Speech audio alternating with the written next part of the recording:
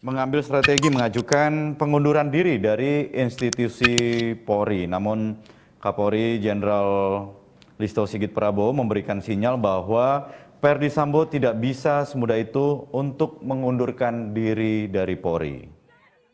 Syederalon kasus pembunuhan berencana menewaskan Brigadir Nofriansyah Yosua Huta Barat atau Brigadir J terus diusut.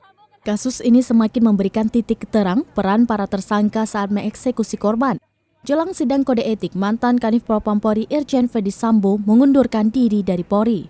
Surat pengunduran diri tersebut telah diterima oleh Kapolri Jenderal Listio Sigit Prabowo. Sigit menjelaskan surat itu harus diproses terlebih dahulu, apalagi sidang kode etik terhadap Sambo akan digelar hari ini.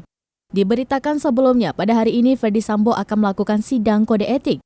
Kepala Badan Intelijen dan Keamanan atau Kabintel Polri, Komjen Ahmad Doviri akan memimpin sidang kode etik Irjen Ferdy Sambo.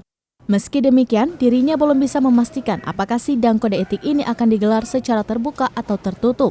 Pasalnya, hasil keputusan terhadap Sambo akan diputuskan apabila sidang etik sudah digelar. Adapun sidang etik yang Polri gelar hari ini hanya berfokus kepada satu polisi saja, yakni Ferdy Sambo. Diketahui Sambo menjadi tersangka pembunuhan Brigadir C bersama Baradae atau Richard Eliezer, Bribka RR atau Ricky Rizal, Kuat Ma'ruf, dan istri Sambo, Putri Chandrawati.